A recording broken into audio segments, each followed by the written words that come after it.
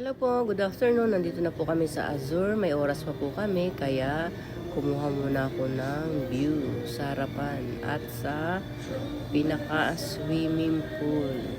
Dahil po kasi hindi po kasi kami pwedeng pumasok, maaga po kaming nakadating at ayan po ang kanyang view. At ito po yung sa ibaba ng pool. Ayan po, wala po naliligo. Siguro po masyadong malamig yung tubig, kaya po walang mga bata o matatanda.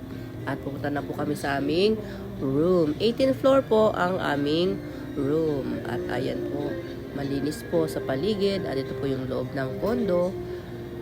Maganda, malinis. At ito po yung kanyang dining room. At yung kanyang kwarto. Ayan po. Bali, dalawa pong bed to. Aking kinuha. At meron din po sa labas. Pwede po pang-animan po to. At ito po yung sa veranda. Ayan. Yan po yung mga view po sa ibaba. Kung sino po yung malulula, wag na lang po kayo punta dahil nakakatakot po. Pero ako, okay lang po yan.